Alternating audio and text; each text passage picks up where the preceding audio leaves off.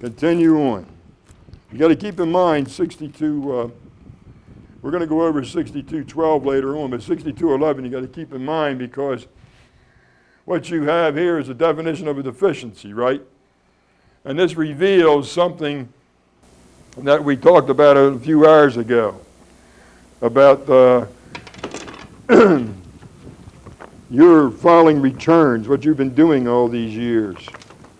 Thinking it's one thing when quite possibly it could be another. All right, now we have this response from Michael Perkins, who's a disclosure officer. Remember Michael Perkins? He was the first one that sent us the delegation order with all the numbers of the returns on it. Remember him? All right.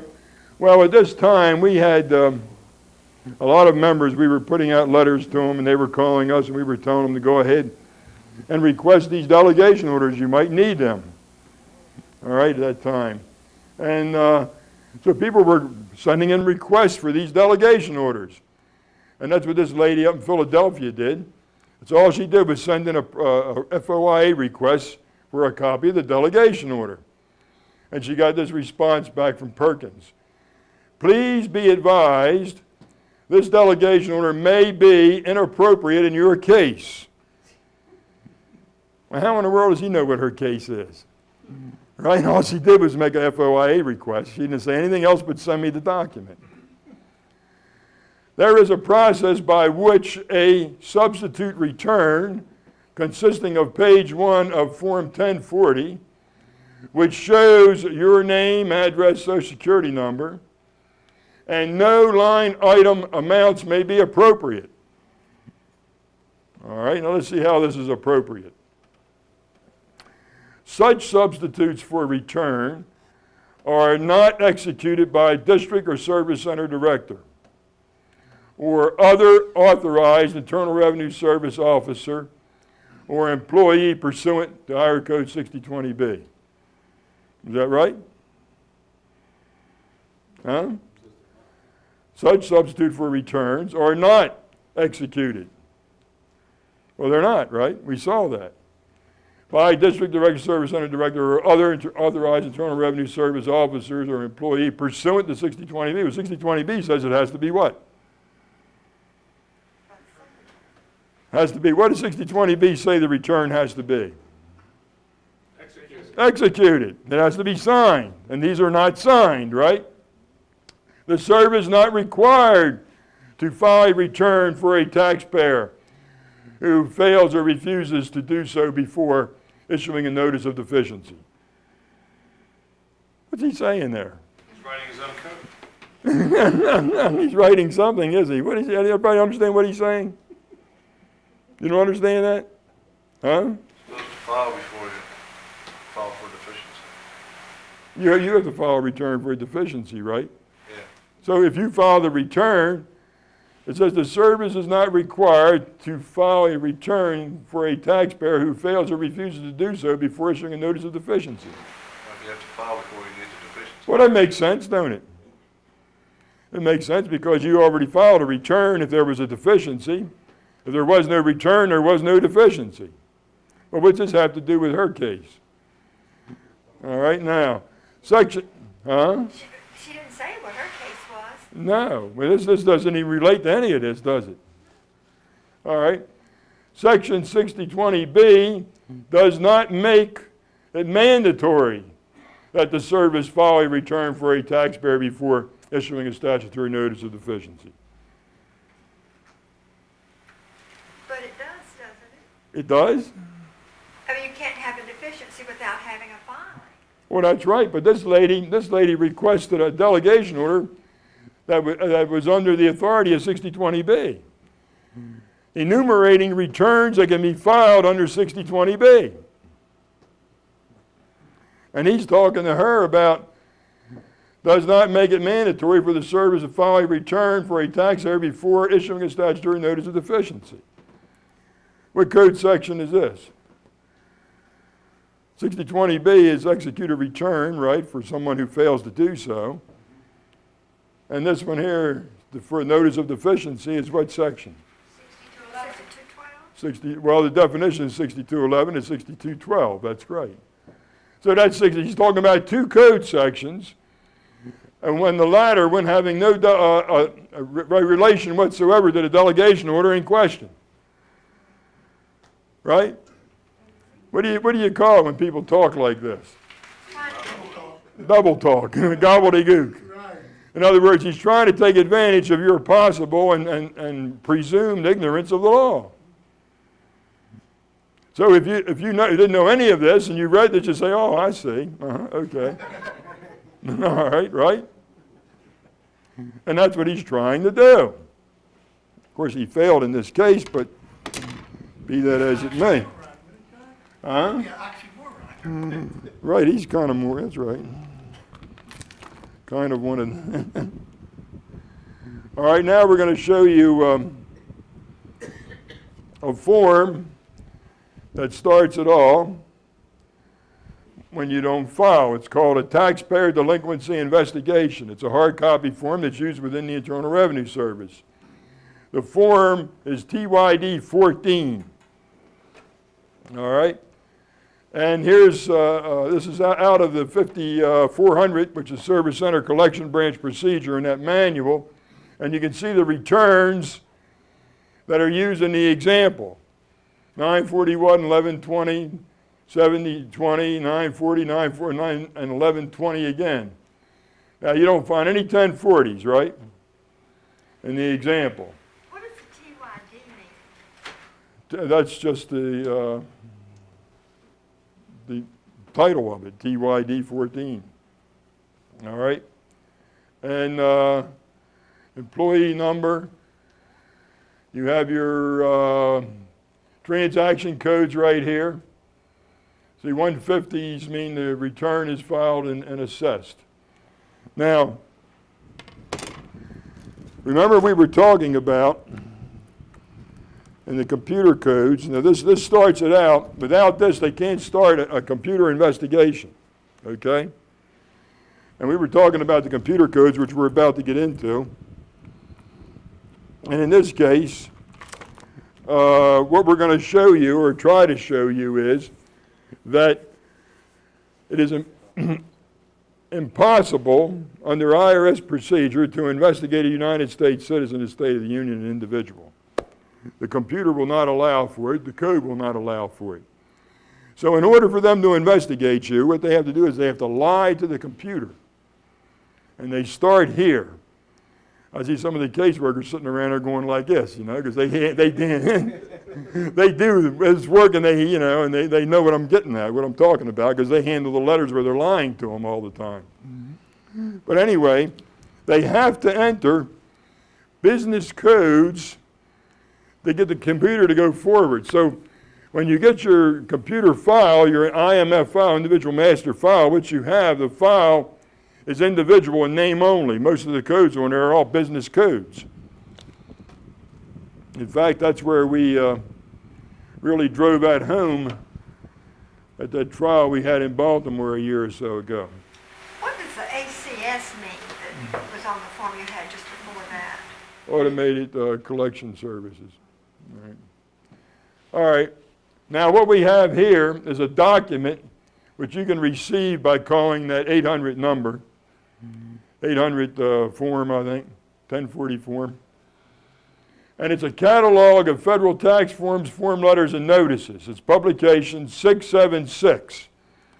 It's revised every February. So it's like April or May, you can start ordering the next year. And we use this around here quite often because it lists all the forms and letters and their purposes.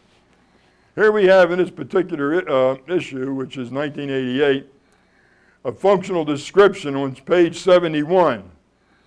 And it takes a TYD 14. It says, notice that IRS has no record of receiving the business returns listed. So your TYD 14 starts an investigation into what file? Business master file. So, but they use this for individuals. Now that's where we had them last year when we had their expert on the stand in court. And at the top of the IDRS transcripts, there was a 3-digit code. There was a 515. Now the 515 is the first TDI. The TDI, Taxpayer Delinquency Investigation. That's the first letter they send you is CP, computer paragraph 515. And I had him on the stand, and I had the IDRS. We had already introduced it into evidence. And I said to the gentleman, I think his name was Russell, I said, what is the CP code at the top of that IDRS transcript? And he looked all around. He says, I don't see it. So I walked over and I pointed up to the corner. I said, what's this say right here? He says, it says 515. I said, is there a CP in front of that? He said, yes, there is. I said, okay. I said, will you please turn to the 6209 manual? And we went to the part that dealt with CP codes. And I said, now, would you please read from this section? And the section dealt with individuals. And it said very clearly in the section that CP codes for individuals had 2 digits. And then I took him to the next section where it dealt with businesses, and it said the CP code for businesses has 3 digits. And I took him back to the IDRS transcript, and I said, now would you please tell me how many digits are in the 515? He says, but that is a different kind of CP code. I said, oh, it's a different kind of CP code, huh? Okay. Let's go to the glossary of 6209. So we go to the glossary. I said, now go to page 2 and look at 11 down from the top. And he went there, and I said, what does that say? It says CP code, computer paragraph definition. I said, now where's the CP code that you're talking about? And he looked back at the government's attorney, he looked over at the IRS attorney, and he's looking at him. And they're going like this. I said, come on, show me your CP code that you just said is a different code from that one. Where's that at? And he just sat there with his face getting red. You know? Because this is what they do. They lie to the computer. He probably didn't even realize he lied to the computer all these years. It's been my experience that these people have never looked at the law. They do the job as they've been shown the job. We can tell this with the responses that we get back from them. Like the response you just saw coming from Michael Perkins. I mean, it was nonsensical. It didn't make any sense at all. And we found that to be the case. All right, now, we're moving on with the same investigation on this particular assessment. And what I did was, I requested all the documents in my IMF file, my individual master file, by their document locator numbers. Evidently, if it's a document locator number, it identifies a document, right? Just like you saw, it identified the substitute for a return not long ago. All right, so we requested every one of the documents that are identified by the document locator numbers, 41 of them in all. So I should have got at least 41 documents. Here's one of the responses I got back. In response to your letter dated February 6 concerning prior requests, as a result of further search, we found and are enclosing a copy of document so-and-so. We are unable to secure the following documents. Regarding your 6103E request, dated November 3rd, 88, we found no record of Form 3212 or any forms TYD 14. Now, anybody know what a 3212 is? Investigation? It's an investigation, right. What kind of investigation? Criminal. Criminal investigation, that's correct. This is in November of 88. In December of 87, they came around and rapped on my door and tried to read me my rights and told me I was under criminal investigation. So the way this happens, the collection branch, or the examination branch, takes and executes a 3212 form as a fraud referral to CID, Criminal Investigation Division. And that starts the investigation. So I asked them for the form, and I knew there was an investigation because they read me my rights. And here they're telling me they can't produce the form. Now, the form TYD 14, there had to be one of them to start the investigation for anything else to come, because that's the first document that's executed. Now they tell me they can't produce any of them. And right up here, they show you that they're probably telling the truth here, because they either are not going to produce it because they have it listed. This document locator number right there identifies a form TYD 14. Let's look at examine it. The first two digits of a document locator number identify the office in which the document originated in. So you got 28 is Philadelphia and 52 is Baltimore. The third digit of a document locator number identifies the tax class. Here, 2 is income tax. Now, the next two digits are called the document code. They identify the document that the number identifies. And here, a 14 stands for TYD 14. The next three digits are called the Julian date. The Julian date is the date that the document is executed on, 365 days in a year, right? Well, how can that be when this one says 723? Do we have 723 days in a year? No. Well, that doesn't make any sense, does it? Is this more IRS gobbledygook? Right?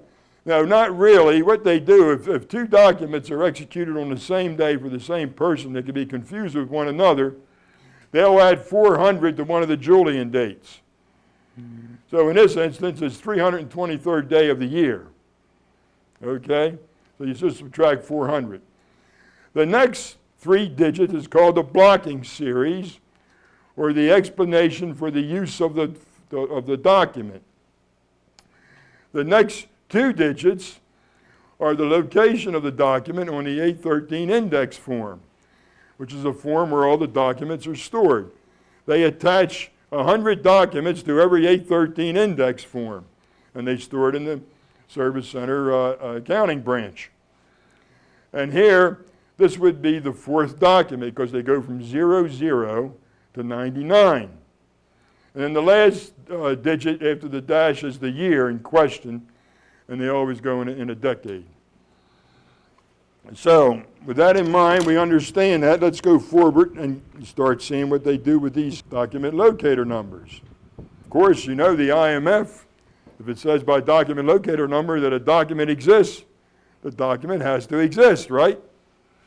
All right, so I wrote back to Mr. Price in Philadelphia, and I said to him, your February 22nd, 1988 response to my February 6th letter, additional inquiry about an October 31st, 88 FOI request, did not give any reason why the 20 documents identified by document locator numbers could not be secured. Would you please forward the forms that you used to request these documents internally and the forms that you received back in response to that request? Right? I want to see what they're telling one another internally, right? Makes sense? The documents that you have forwarded, 9 in number, are not the documents that I requested. I requested the documents which are identified by the document locator numbers. I submitted not the transaction record thereof. Please send to me the copies of the executed IRS forms. Delegation, the document locator numbers on the transaction records are as follows. You additionally stated in your letter that you did not find any TYD 14 attached as a copy of a page from the 1986 Internal Revenue Document 6209. Now, 6209, as we said, decodes computer files. In section 1124, notice the highlighted reference to the form TYD 14. Also attached is 2 pages copied from the IMF NCC transcript complete pertaining to me, recorded on 3/31/88 for the years 78, 79, 80, and 82. Notice the highlighted status indicators. According to these indicators, forms TYD 14 were executed on 4/19/82 and 3/26/84. An indicator 6 TDI status was executed on 9/28/81. All 3 of these documents contain information about me. Sir, would you please send me these documents? What do you think they think when they get a letter from an individual like that? I'm talking about their computer files. You think that makes them feel comfortable? Got their number. All right, now this is what I sent to them as exhibits. Let's see, this is section 11, page 24 of 6209, which decodes computer codes. And it says down here for a TDI status, when you have an indicator 3, or I'm sorry, an indicator 5 rather, with a stat 03, it means integrated data retrieval system is in taxpayer delinquency investigation status, and the TDI issued with this module, a module was a particular year within the computer, included on TDI form TYD 14. So when you have the indicator code of 5 with a stat 3 on an IMF transcript, it means a form TYD 14 was executed to start an investigation for a taxpayer delinquency investigation. Everybody understand that? All right, now you have a 6, indicator 6 with a 0 stat 3. The integrated data retrieval system is in taxpayer delinquency investigation status. This module does not appear on form on TYD 14 because a TYD 14 was previously issued. For other modules, the module will appear on the dial. So it's a supplemental thing. All right, now let's go to the transcript and see where these things are located and a little bit about the transcript itself. Here's what an IMF transcript looks like for an individual. See, IMF NCC stands for National Computer Center, transcript complete, means the whole history of his assessment record, complete. They have a literal where they give you their version of the codes. And they have a specific, which is for a specific year, and they have a complete, which is the whole file. So in this instance, we ask for the complete file.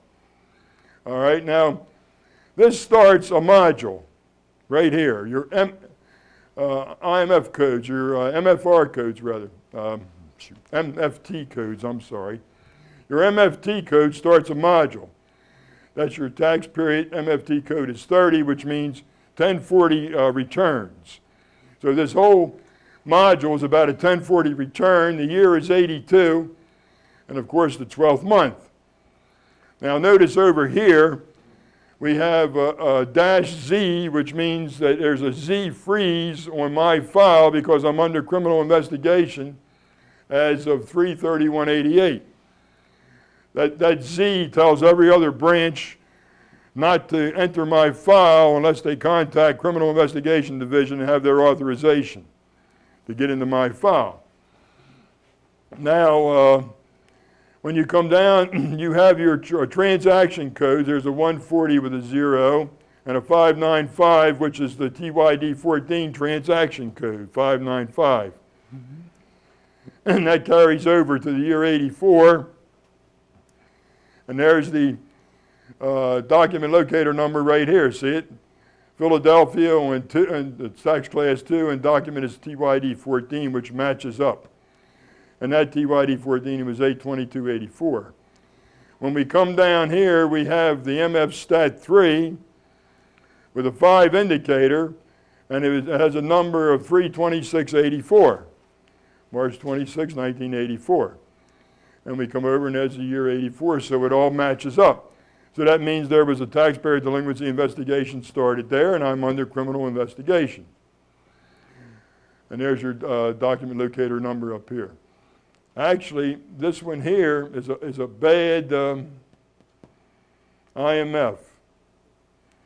Because in this module, in between the MFT code and the MF stat codes, you have all your transaction codes, which are 3 digits. And when you have a Z freeze, there should be a transaction code 914 here, which means criminal investigation. So this one here is a bad module, just showing how erratic they are when they take and do these codes. Here's another page from that same transcript, 33188. And this one here is for 79. It's still 1040 with the 30 code. And we're still under investigation, and we're still under criminal investigation, and it still lacks a 914. See? There's no 914. So, but when we come down, we have a 6 indicator with a stat 3, which brings us back with a 595 for the same TYD 14 form right here, which they cannot produce. So what does that mean about this computer transcript? Is it factual? Is the computer file right? No. What is the law of presumption? Well, if you don't say anything about it, then it's presumed correct. Now, what is the law of presumption? There's a law, a principle of law called presumption. What is that? Presumed innocent? Yes. Well, everybody's presumed innocent in the criminal case, but we're talking about a civil matter here. What is the law of presumption? What's the principle called the law of presumption? I think it's pertaining to government agencies. If they make an allegation and you rebut it, then the proof of the allegation falls on their shoulders. Well, yeah, well, if you rebut it, well, if you challenge it, they have to rebut your challenge. Right, and if they don't, it's presumed correct? Well, what is the, you're going to agree with that? That's what I was going to say, that if they make a challenge to you and you leave it go and don't rebut it, then it is presumed to be that They're correct, or whoever rebuts stands, or if it is not rebutted. then it's presumed that you agree with what they're saying. Is that correct? All right, in this case, the law of presumption, if a document says something exists, such as a computer transcript, and it can't be produced, then under the law of presumption, it's presumed it never existed. They say, everybody understand that? To say that it exists when it can't be produced would be an irrebuttable presumption, which is illogical and unlawful. Or a lie? There can never be an irrebuttable presumption. Something is presumed to be correct until it is proved otherwise. So in this case, what are we doing? Budding. We're proving otherwise, right? Because if I had not requested the documents that these numbers identified, then it would be presumed they exist. But being that I requested the documents and now they can't be produced, it's presumed that they never existed.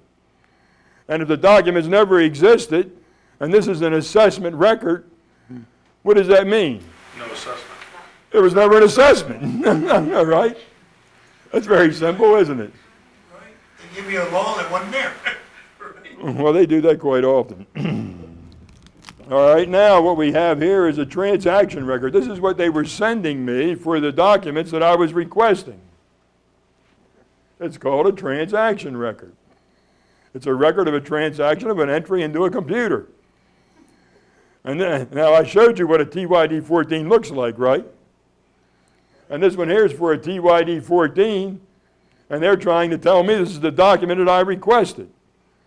So that's why I wrote back and I said, I want the document I requested, not the transaction record thereof. So far, the only thing they've produced for me are transaction records. All right, you see what I'm talking about? Now, he responds. This is in response to your letter March 6, 89, concerning your request for document locator number TYD 14. We have reviewed the listing of 20 documents and found that additional duplicate document, so-and-so, and 12 of the remaining 19 could not be found and 7 were destroyed. The final summary is as follows. Duplicate erroneous numbers 5, destroyed 15, forwarded 9. They're still contending that the transaction records were documents forwarded. Cannot find 12, total 41. He goes on to say, your request for document locator numbers did not specify the period of each document. Says it in the number. The number tells him, doesn't it? Huh? Now, he should have known by now that I knew that was a barefaced lie. Why even say that? The man has to be what? Grasping at straws. No, he has to be ignorant of what he's writing. That's true. He's looking at a map. Evidently, he doesn't even know what he's writing when he's writing the letter. I mean, what do we have in this country is the blind leading what? I have some more evidence of that to show you. We'll probably get to it tonight. We have the blind leading the blind. I mean, no wonder we're in trouble. All right? And was further complicated by your inclusion of several duplicate erroneous numbers. We normally reject such a request, but try to perfect it ourselves for processing. You're really a nice guy. Due to the encompassing nature of the request, what does he mean by that? Huh? We were very careful in processing it in order to assure that a thorough search was made. He probably realized we were going to use it in this videotape and was going to go over the country. And we're going to make him immortal. We were also unable to find any Form TYD 14 documents. We have exhausted all means of search and are sorry we're unable to help you any further in this matter. He thinks. Response to him. Your March 17th, 89 response did not address my March 6th letter as follows. I ask you to forward the forms that you used to request the documents identified by document locator numbers and the forms you received back in response to those requests. You did not address that. I ask you to forward the documents that I requested by document locator number, not the transaction record thereof. You did not address that request. As of this date, I have not received not one document that I paid $85 for. Mr. Price, reviewing my request of October 31st, 88, and your responses since then, in the name of justice, the 85 should be returned post haste. I exhibited that the IMF NCC transcript dated 3/31/88 pertaining to me revealed that forms TYD 14 were executed to initiate an investigation to allege noncompliance regarding myself. You simply say we are unable to find any. Mr. Price, does the IMF document exhibit a false record? Please address the above enumerated requests that you failed to address in your March 17th response and respond to the unjustly charged fees. As to the 15 documents that you claim are destroyed, would you please send me the copies of the documents that authorize the destruction and a copy of the documents that shows that they were destroyed?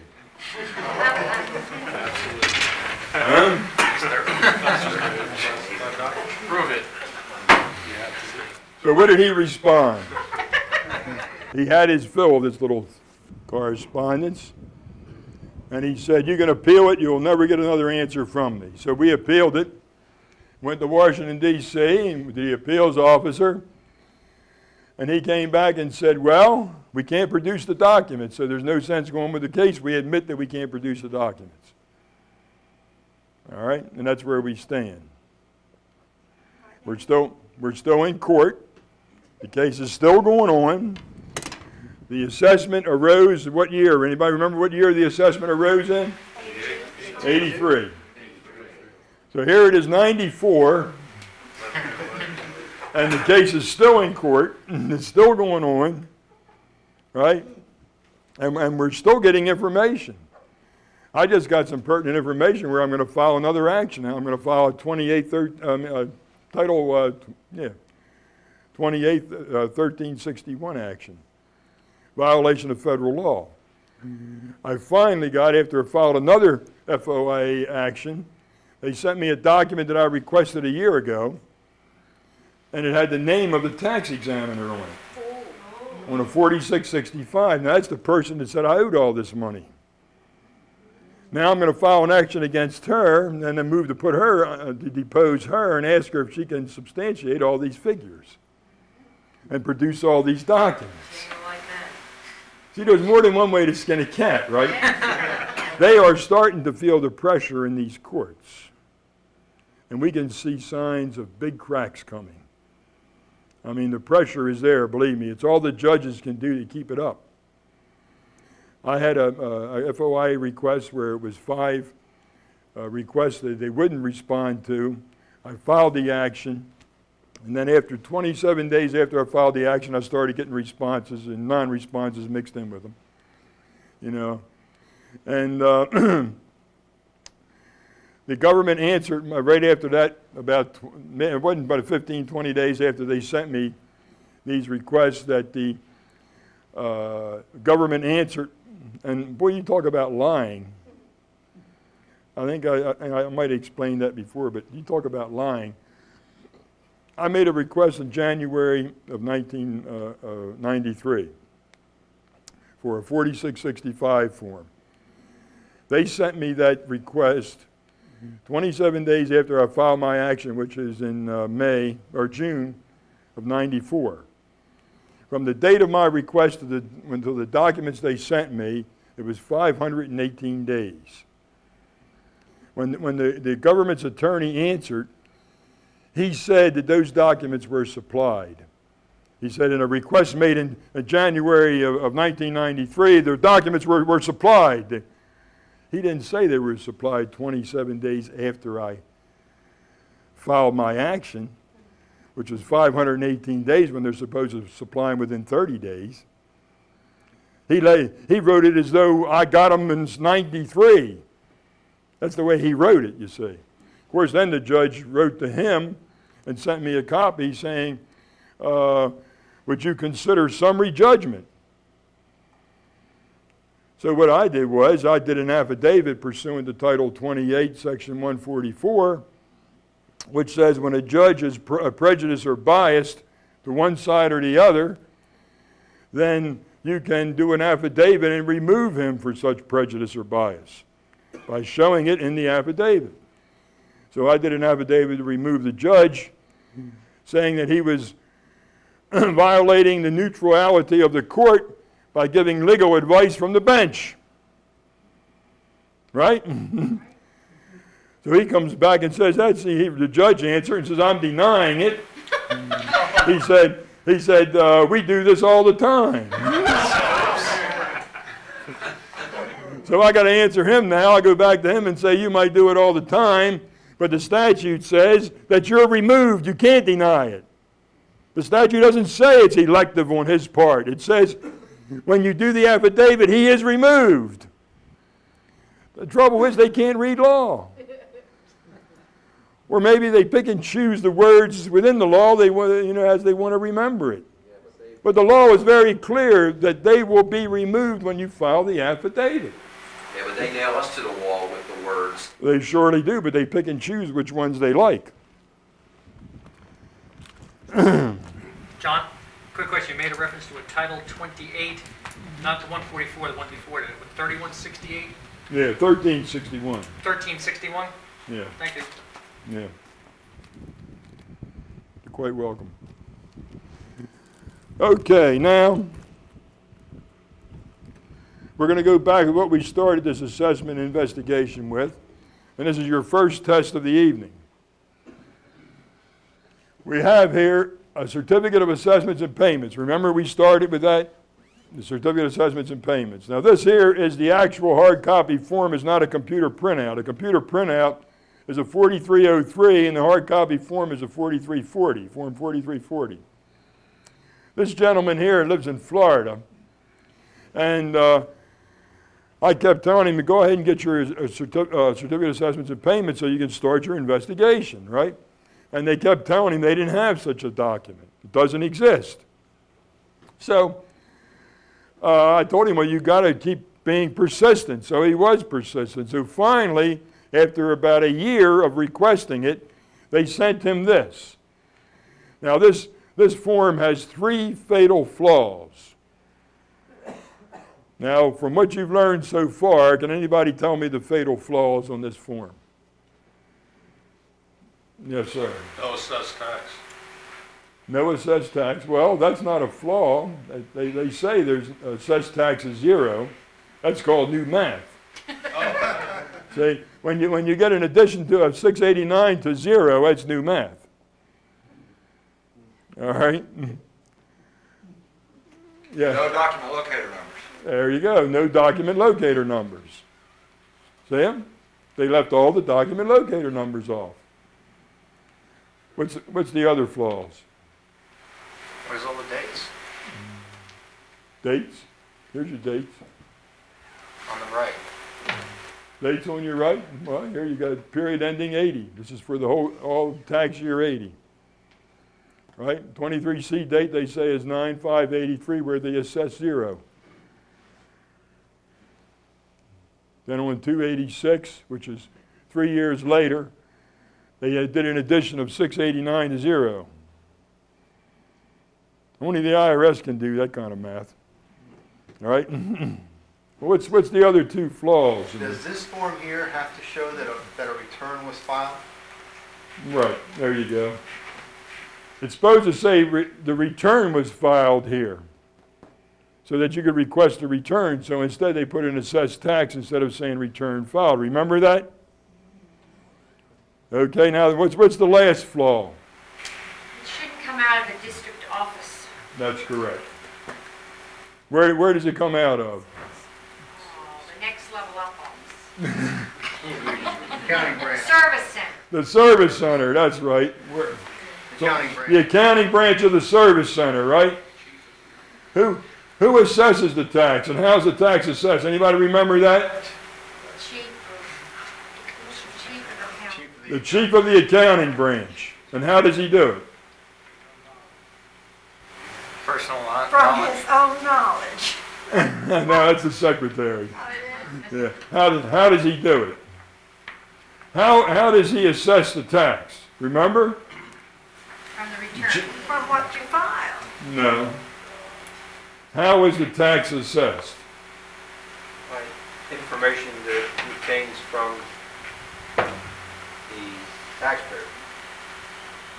No. Anybody know how the tax is assessed? By his signing the summary record of assessment 2162 and the certificate of assessment form 23C. That's how the tax is assessed. Before he signs those documents, there is no assessment, right? So what he assesses everybody for a given period of time. Like at the end of the week, he takes all the totals that are on 2162, which list the different categories of taxation, right? Whatever they are, income or excise, BATF taxes. And then they total them all up and put them on a 23C, and then he signs that, and that's the assessment. So on that given date, in this case, it was 9/5/83, he signed the 23C, and that was the assessment. All right? Now, you know, some people might say, well,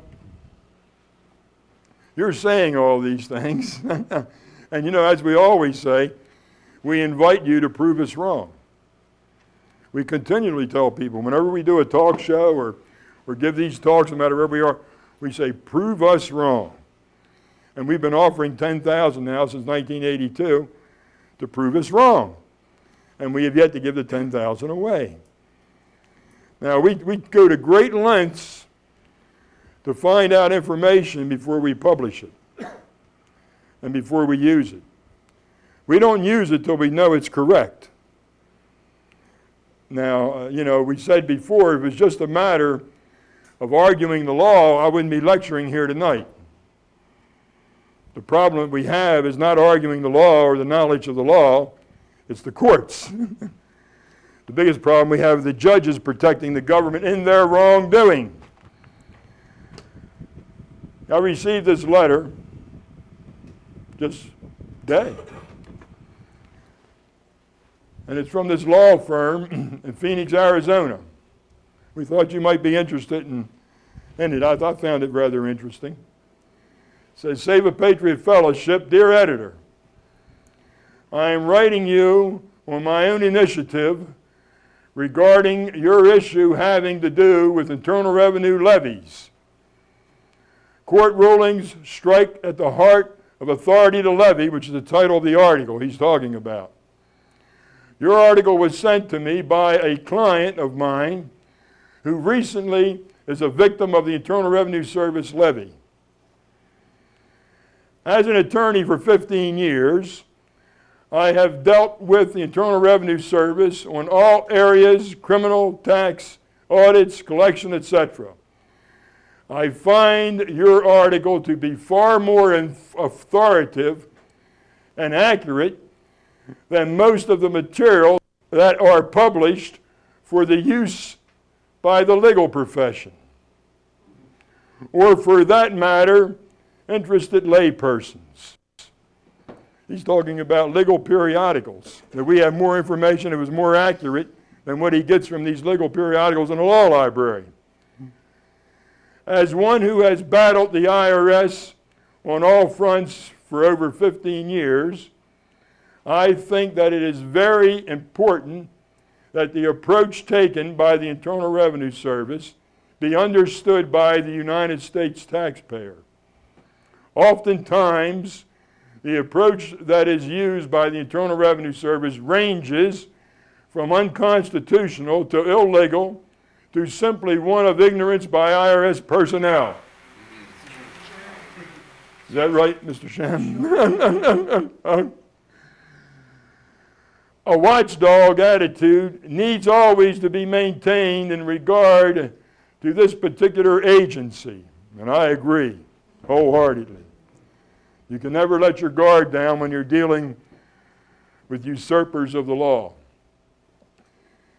Many years ago, it was common for me to encounter several organizations who sought to bring a higher level of awareness to the average taxpayer regarding the IRS. However, for whatever reason, a number of groups seem to have dwindled in the late 80s and early 90s, or at least are not as vocal as they once were. I am glad to hear that your organization such as yours is still active, at least in regard to the dissemination of accurate, reliable, and helpful information such as those contained in the above referenced article. I hope you will continue to provide such a service. This, we get these all. In fact, like I said before, we have lawyers fly from all around the country to come to us to learn the tax law.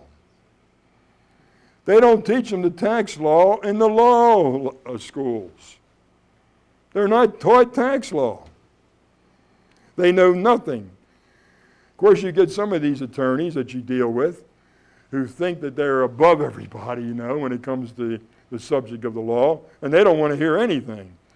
But any attorney that has an open mind and who reads the material or our arguments or our briefs tells us the same thing. In fact, one of our members is an attorney down in Louisiana, and the gentleman was given a copy of a videotape that we made, and he took it by saying, well, I'll prove it wrong. He says, everybody knows you got to pay the taxes. And he told me when he come up to visit us about a couple months ago, and he told me, he says, the more I tried to prove you wrong, the more you proved it right. He says, I was amazed. He said, you taught me more in 6 hours about tax law than I learned in 4 years in law school. They just don't know. Hey, it's not their fault. They are deliberately kept in the dark.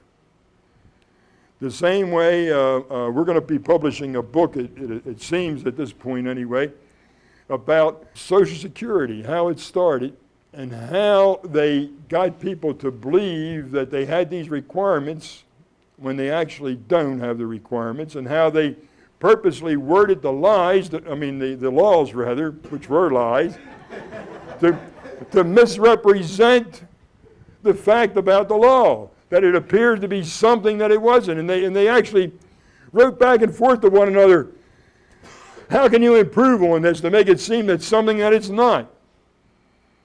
To get people to register.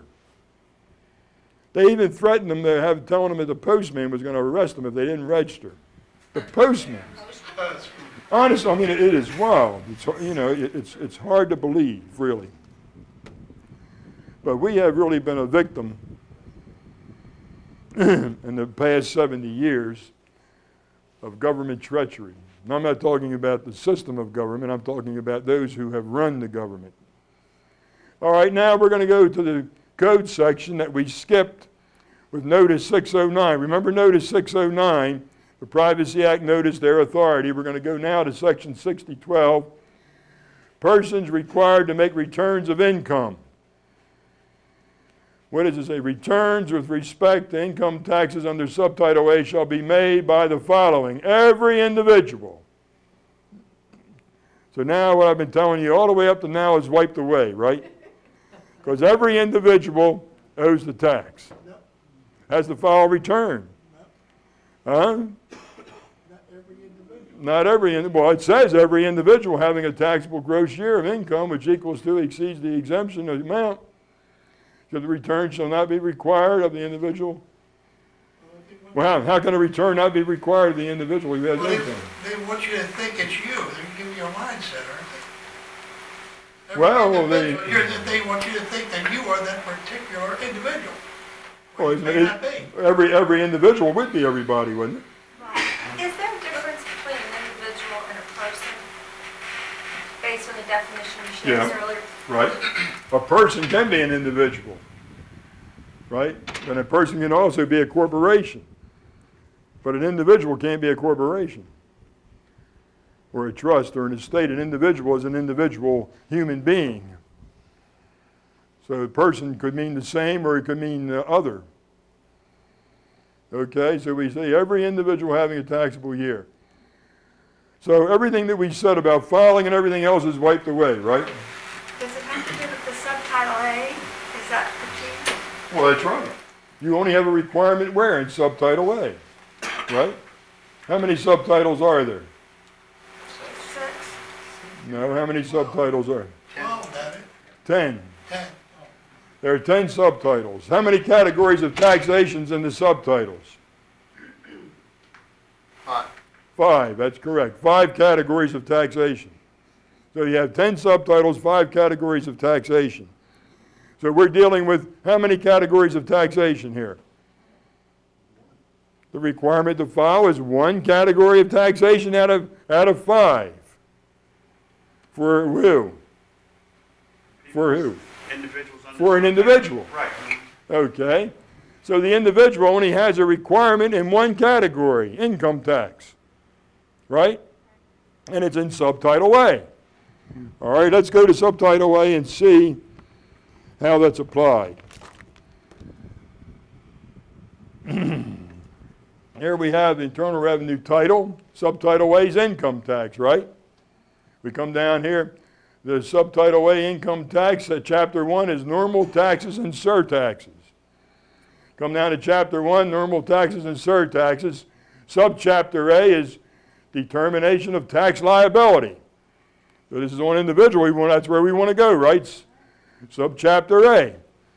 All right, we go down to Subchapter A, determination of tax liability. We go to Part 1, tax on individuals. Is that where we want to go? So we come down to Part 1, tax on individuals, and we go to Section 1, and it says the tax is imposed. So we've gone from Section 6012 to Section 1. What subtitle is 6012 in?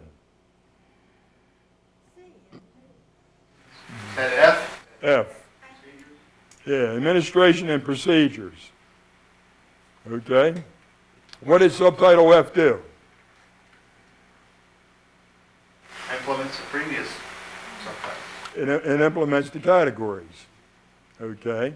It's not a category itself, it implements the categories. Right? It's all the code sections that, like 6012 says, you have a requirement to file return in subtitle A. It also implements other subtitles, subtitle F. But in this instance, for the filing of a return by an individual, it's only in subtitle A, which takes us to section 1, tax imposed. All right, now, section 1, tax imposed.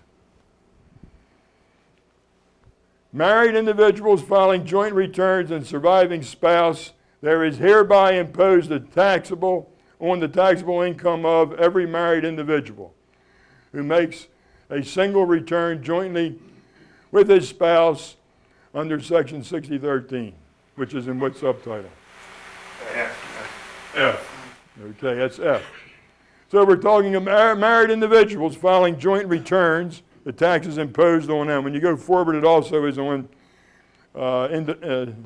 single persons, not married, but single persons. Does this look familiar to you? Oh, yeah. Right? When you ever get a packet from the government with a 1040 in it, and in the packet you find this section 1 is printed? Huh? Is that familiar? They got me like it for many years. Right. And you can come down here and it tells you just how to figure your tax, right? And it's every individual. Well, how do we determine what individual they're talking about? You think it's us? You think it's citizens? So far, everything we saw, the citizens are not the person, right? Now, huh? Go to the definitions. No? What is the 7703? It says every married individual defined in section 7703. Yeah, married individual is defined in 7703. Well, that's defining a married individual, but it doesn't say more than that. That's in subtitle F2. All right. All right, now where do we go to find out who the individual is, or how do we find out who the individual is? Would it be the form? C? Huh? You go to C? No, you're going to go to C or an A. What do we do now to show who the individual is? Is it the form? Remember when we had Notice 609 up there? Remember Notice 609? That was a Privacy Act, Paperwork Reduction Act notice. What's the purpose of the Paperwork Reduction Act? Remember we went over that? OMB numbers. What is the purpose of the Paperwork Reduction Act Supposed to make. of 1980?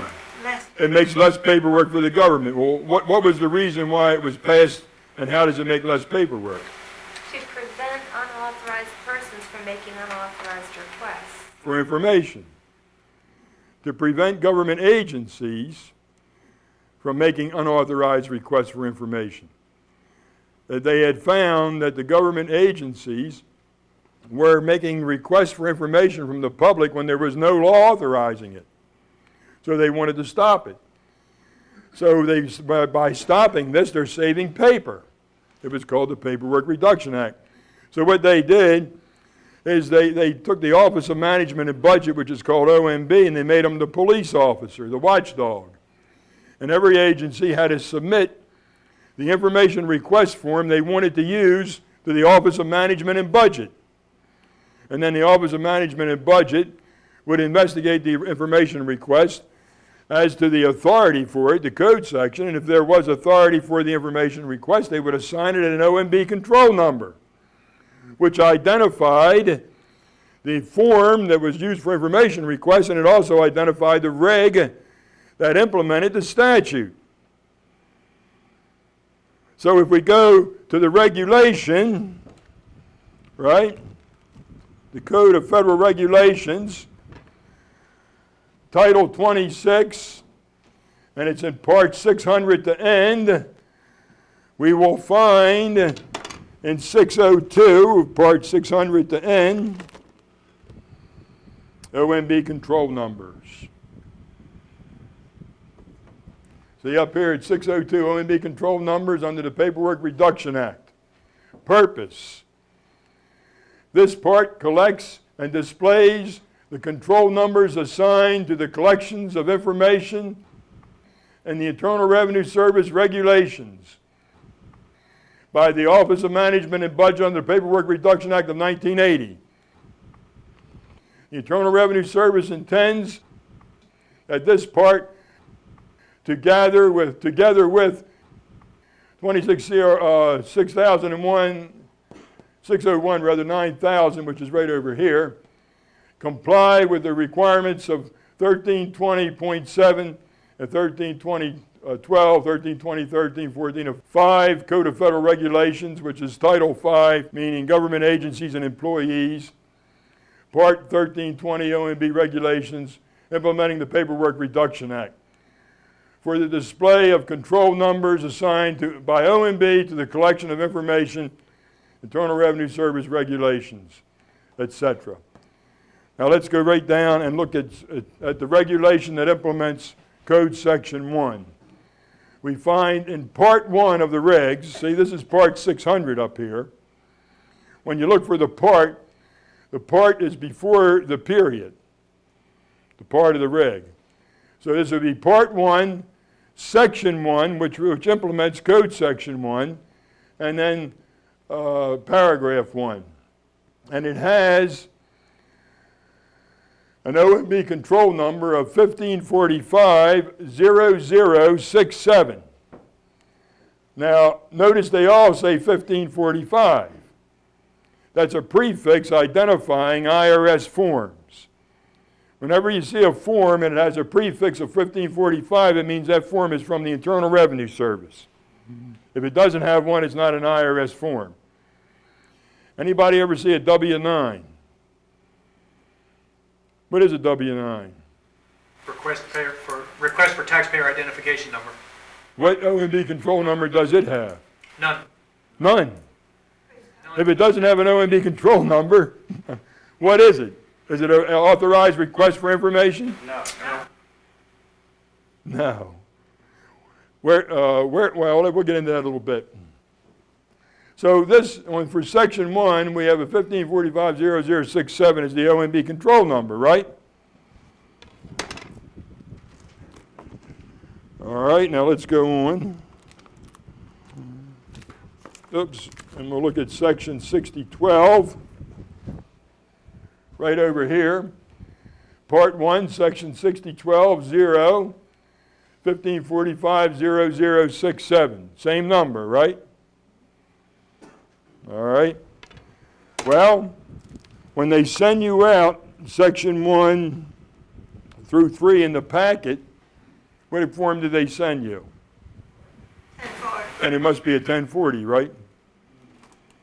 Okay, here's a 1040. Where's the OMB control number for a 1040?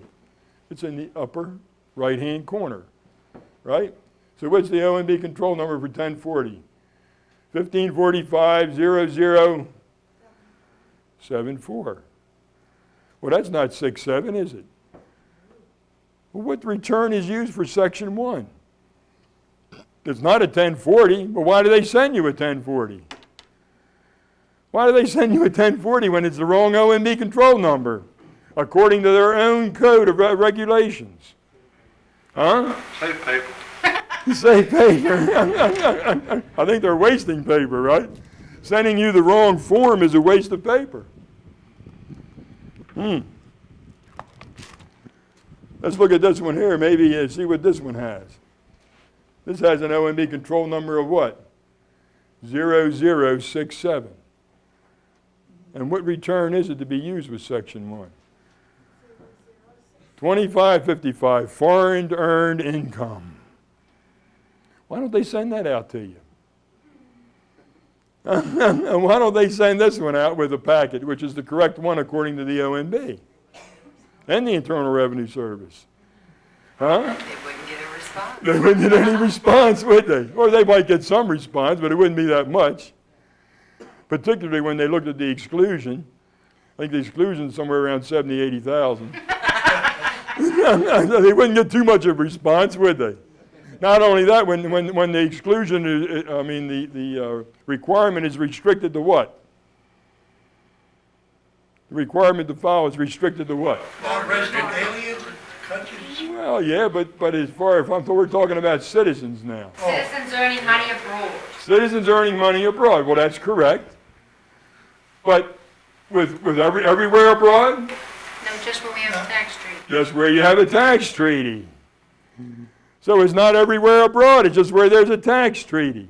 In fact, when we research Subtitle A, you know what we find out?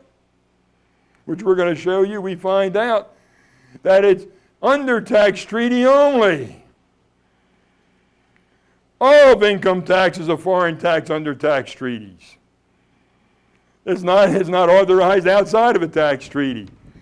When the withholding agent withholds from the foreigner here, it's under a tax treaty with what? The country the foreigner's from. So the whole thing is a tax treaty, tax conventions. Everybody understand that? All right, let's go forward. Let's look at some of the paperwork. Here's the request that was sent to the OMB from IRS, the Department of the Treasury, Washington. Milo Sanderhoff, he's the head of the Treasury desk at the OMB, Office of Management and Budget. And this Information Resources Management request for OMB approval for 1545-0067 foreign earned income 2555. Here's the SF-83 from OMB, which identifies the request and the code section. See it here, Department of the Treasury, Internal Revenue Service 0067. We come down here, foreign earned income, Title 26 United States Code, Section 911, 6011, and 6012. See it? Anybody know what 911 is in reference to? Section 911. Is that a business return? No. Section 911 is foreign earned income.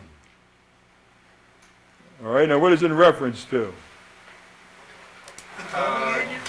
Gain from sale of land. No.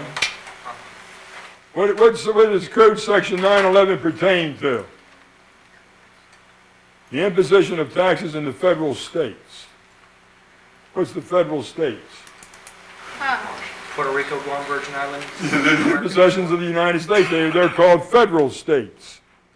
And this is the 911 has to do with the collection of tax within the federal states. Okay, foreign earned income. Here's the reverse side of the SF-83, which the agencies use. And down on the bottom side, we see that we have the federal regulations, 26 CFR 1.1-1 and 1.6012-1, or the regulations, right? For 0067. And of course, it's mandatory for who? For whoever has foreign earned income. Now, we get into these debates back and forth with IRS agents, and revenue officers. And not too awful long ago, the debate went and was going back and forth, myself and this revenue agent. And he said that anybody who had gross income defined in Section 61 had to file a return. He said, everybody, every individual, he said. That's what the law says. All right? So, of course, I had to answer the man, right? So, what we have here is Section 61. Now, this here is from the 1986 Code 1990 edition. And here it has the general definition, except as otherwise provided in this subtitle, of gross income means all income from whatever source derived, including, but not limited to, the following items. And right on down the line is the definition of gross income. See them? Compensation for services including fees, commissions, fringe benefits, and similar items. Gross income for business, gains derived from dealings in property, interest, rents, royalties, dividends, alimony or separate maintenance payments, annuities, income from life insurance, endowment contracts, pensions, income from discharge of indebtedness, distribute of shares of partnership, gross income, respective the decedent, and income from interest in estate or trust. But that's all it says. Didn't say anything else, did it? All right, so I still have to answer him, so I started an investigation. Can I ask you a question? When I look down here where it says last amendment and amended, and it talks about public laws, what does that have to do with the code itself? Well, the public laws are supposed to be used over the code. See, that's the statutes at large, or public laws. You go down to the law library and look up the public laws, and then they're the actual, supposed to be the actual acts of Congress. Remember we went through this with the records division and all? And so it goes back to them where the codes are written out of that. All right, so now we're going to have to investigate that. But here you notice this is the 90 edition of the 86 code, and it doesn't take me anywhere, does it? Right here, I mean, I can read this right here, and I can't go anything but these public laws. I can't go any further than that. Well, the government does this all the time. That's why we have old editions of the different codes. And we keep them. We don't throw them away. In fact, we search and buy them from wherever we can get them. We pay as high as $40 to $60 to $100 for old code books. So here, I went back to the 54 code, the 1982 edition, which we have in the office, and I noticed that the definition is generally the same thing. See it? And when we come down to the bottom of this one, which is no longer in use, right? It's a 54 code. It says the source. This one gives us the source. When they rewrote the code, all they did was drop the source. Yet the definition stays the same, right? And what does it say? The source is section 22A of the 1939 code, substantially unchanged. So it's the same as 22A, the 39 code, and the same way in the 86 code up to 94. It hasn't been changed.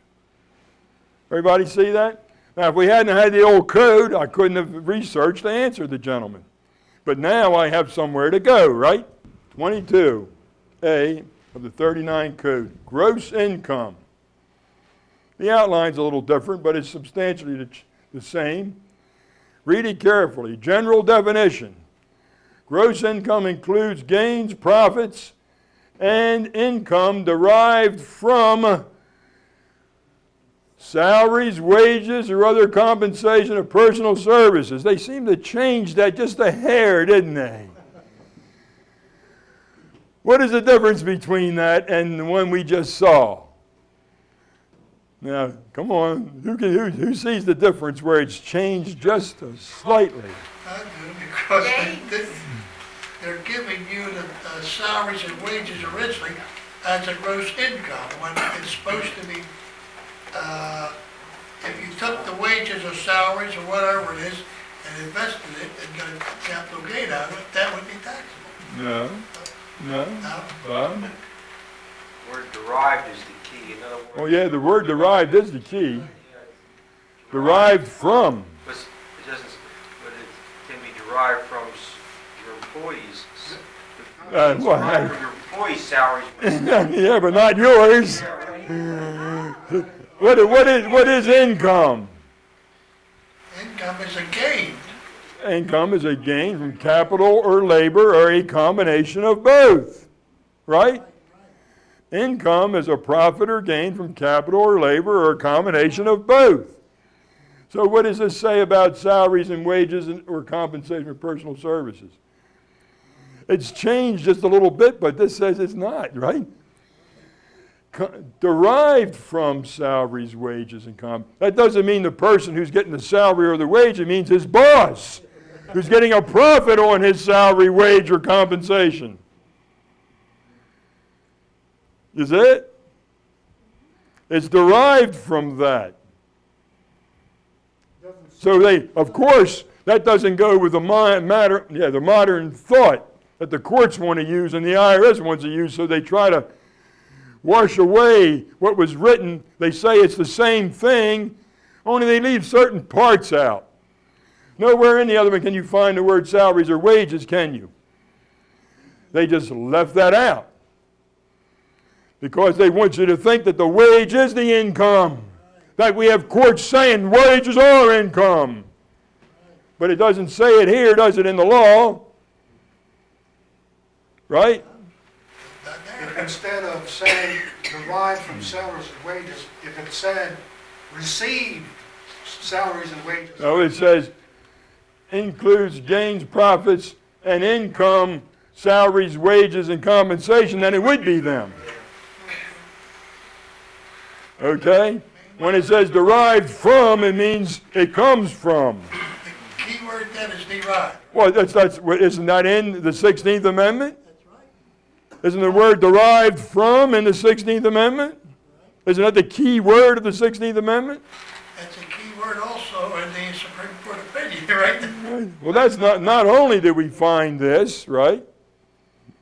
Including persons, officers, employees of the state, or any political subdivision. I mean, this goes into detail. I mean, when you find the old laws that are unchanged, according to the IRS, they go into great detail.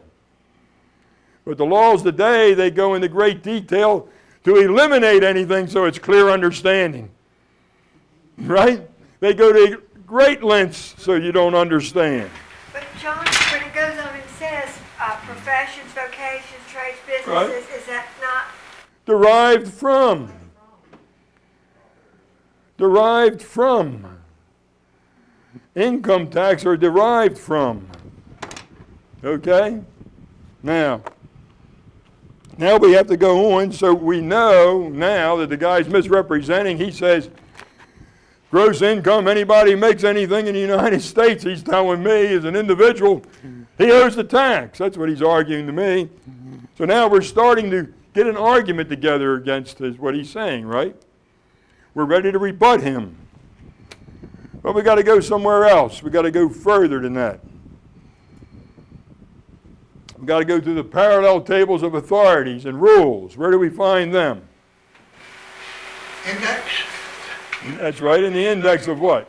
of the codes itself. Of what code? Title 26 Regulation. in this case, right? Of what? Of Title 26 of what? Code of what? Federal regulation. Of federal regulations. Now, it's not Title 26. It's the index of the 50 titles of the Code of Federal Regulations. It's the general index for all 50 titles. Now, each individual title has its own index too. But there is a general index for all 50 titles where we have the parallel tables of authorities and rules.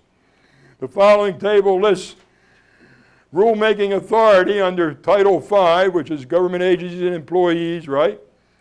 Section 301, for regulations codified, and for the Code of Federal Regulations also included are statutory citations which are noted as being interpreted or applied by those regulations. So it cross-references the application of the reg to where it properly belongs. Now let's go look and see. We come down here, and we have Title 26 in the parallel table, right? 39 Code, 1939 Code. It's still there. And you know what it lists? Section 22. So we take Section 22, and it tells us to go to Title 20, or Code of Federal Regulations 26, Part 519. The OMB control numbers were in what part? 600. 602. And 600 to end, they're in part 602, right? But here we're finding the application of section 22 of the 39 code we find is in Title 26, Part 519. Now what do you think Part 519 is? Here it is right here. 26 parts 500 to 599. Okay? So we go inside of 2600 parts 500 to 599, and we find out that part 519 is what? A tax convention with who? Canada. So in order to have gross income, it has to come from where? Canada. Does it still remain foreign? It's something else, isn't it? I tell you, they go to great lengths to misrepresent things, but you have to go around Robin Hood's barn to find out what they're talking about because they don't want to tell you. Now, you know they have to be hiding something, don't they? That shows you right there. Interesting, isn't it? I don't understand why Congress has, keeps asking for higher taxes when they must know that this is. You think Congress knows this? Do you think Congress knows this? Didn't they, like the 86 laws, didn't they write the new tax law? Do you think congressmen and senators, what do we say about congressmen and senators? They're pretty bad. Now, remember when we were going over the Library of Congress, Congressional Research Service reports? Why do they have them? Because they're ignorant. Because these have lawyers to look up these things, they don't even know what it's all about. So when they get into a pickle and don't understand what's going on, they go over there and say, "Tell me all about it," so they can write you. Look, how do these guys get in office? They have to go through a political party because they have that money to run, right? And how do they go up in a political party? By doing favors, not by their knowledge. Not by wanting to do right. If they want to do right, then it wouldn't be all that, what do you think they hold office for? Why in the world, when I was on the police force, the commissioner made $15,000 a year. That was a lot of money, and we made $3,000 when I was on the police force. That was my yearly wage. All right? Now, they made $15,000, and it was well known through the whole police force that they would spend $45,000 to $50,000 to get the job, to pay the governor to get that job. Why do you think they would spend all that money to get that job that paid $15,000? Once they got it, they're gonna make a lot more. Why do you think? I guess from being paid. Influence peddling. We got one side. Right?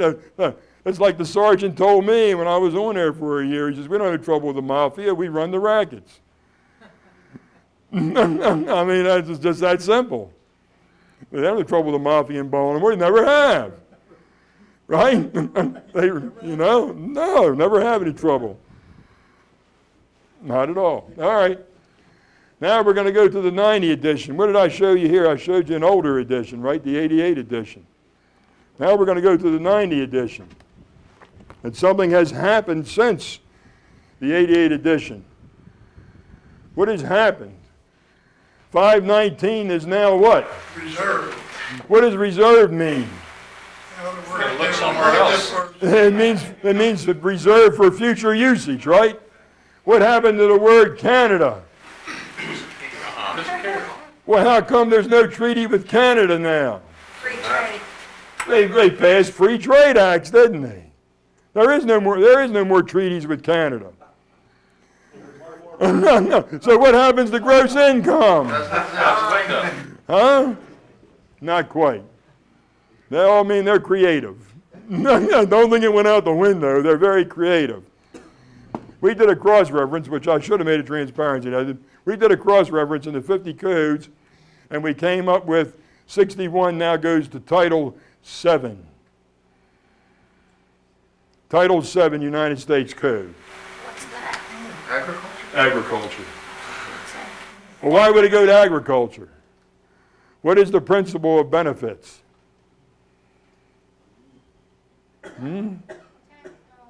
All right, what do we talk about the principle of benefits? There's a principle of law about benefits. A benefactor, right, A beneficiary has no standing against his benefactor in court. Why is that? You cannot sue your benefactor to give you more when he's given to you out of his grace, right? It's all grace. So you can't say, I'm going to sue you and get more. You can't do that. So if the government gives you money for not raising hogs, or money for not mowing hay, right? Right, I'm gonna take it. Or money not to grow corn, then isn't that a benefit? It is. Right? Well, I guess you have no standing against your benefactor. That's the only thing we can figure. We haven't researched that one yet. But that's the new cross reference. It goes to Title VII. We're going to have to get into that. It might be pretty interesting. All right, now we're going to show you the knowledge of those people in Congress. I'm glad you brought that up. I think that was God sent. I think God has his hands on these meetings.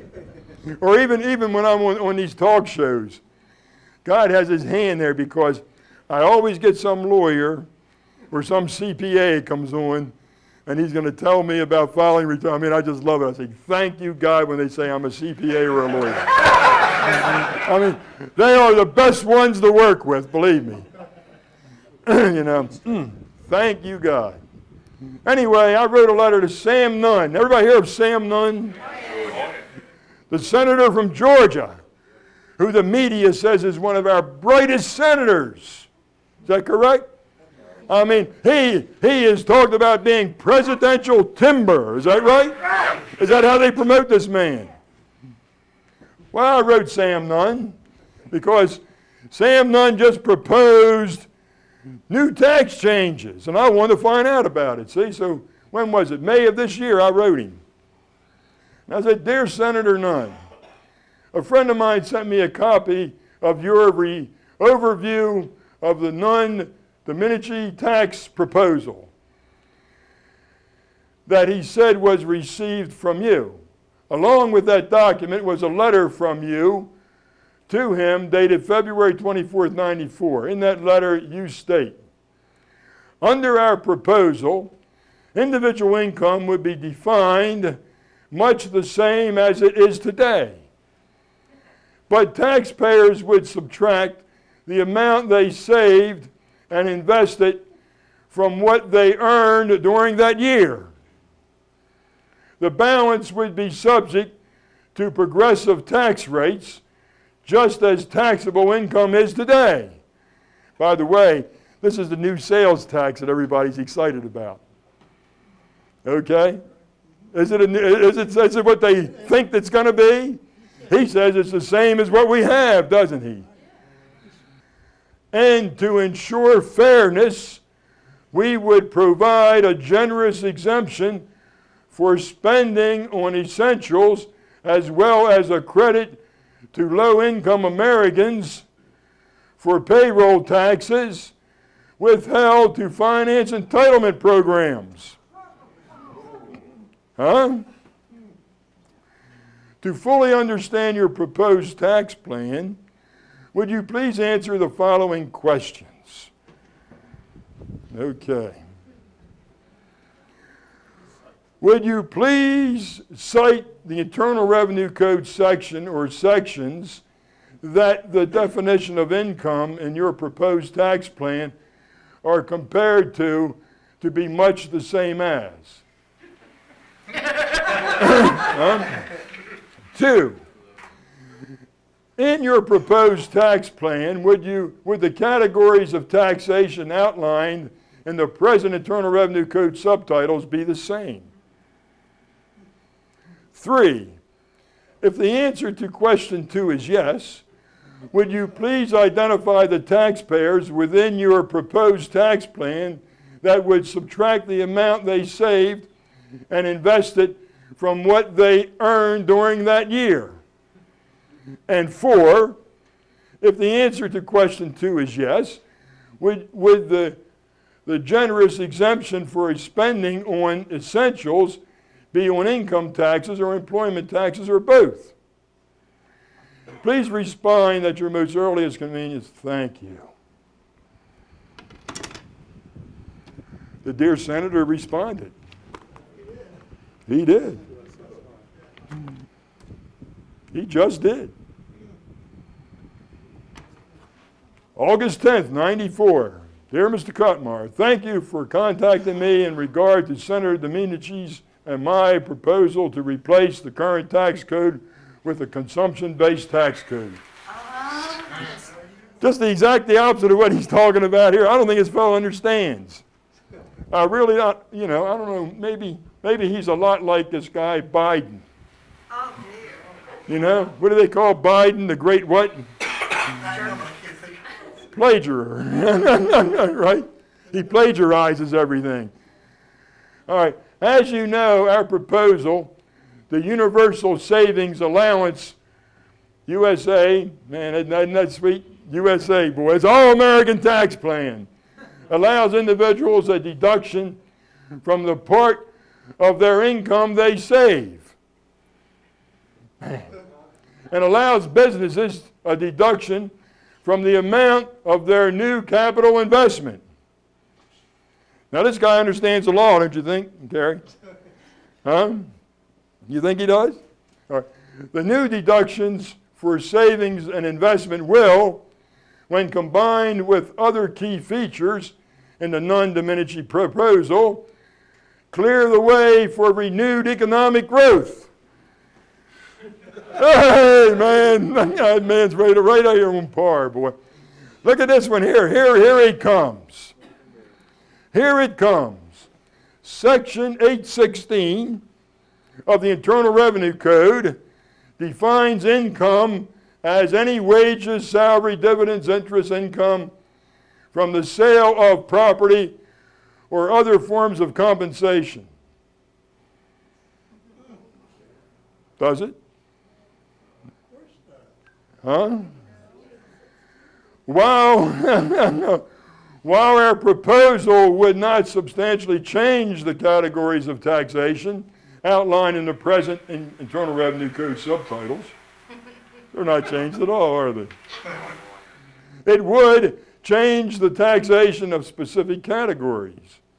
In general, all taxpayers would be able to deduct all new net savings, and there would be a generous living allowance provided for all taxpayers.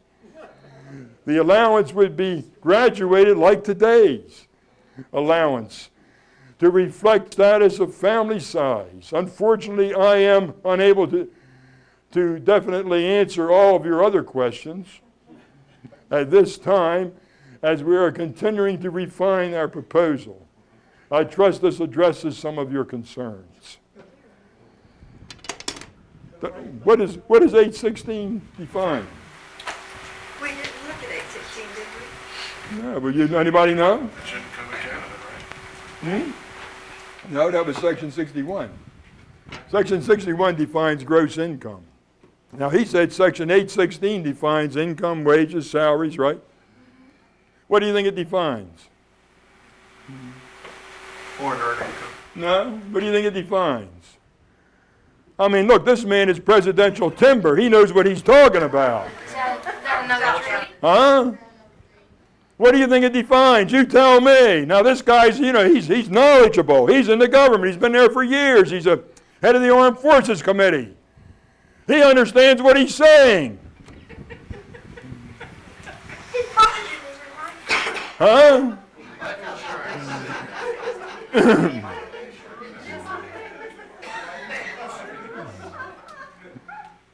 What does it define?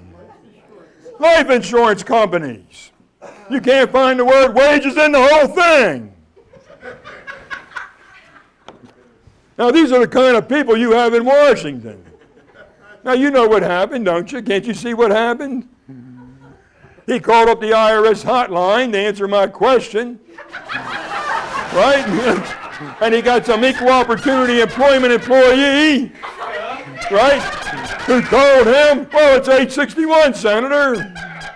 So he said 861 and signed the letter. Huh? 816. I go 861, said 816. It's 861. It could have been 860. It could have been any of them, right? Brilliant people over there, don't you think? He's presidential timber. Not much different than the one we have now. Huh? You know what? I saw a bumper sticker that says, vote them all out. He re-elect no one. I mean, you know, get the novice in there. We got a halfway chance with them. This guy's been in office for years. A respected senator. Introducing tax law. Right? He's introducing tax law. He's an expert, boy.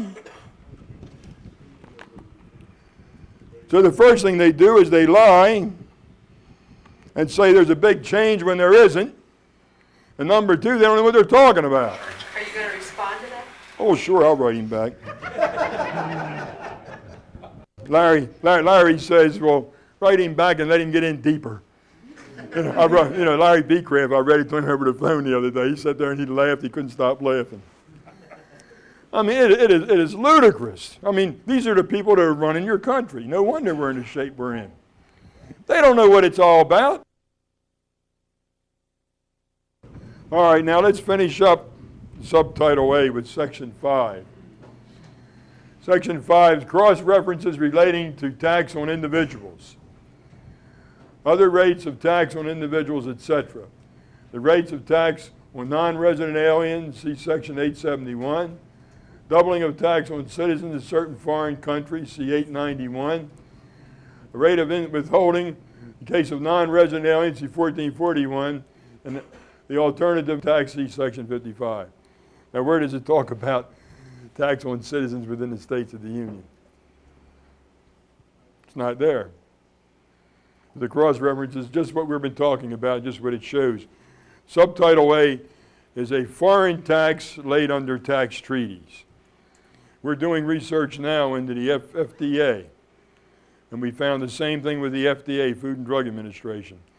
There is no authority for the Food and Drug Administration within the United States. It comes under tax treaties. The FDA authority, the district director only has authority at the port of entry, period. Nowhere internally. Now you see how they take these treaties and they misapply them.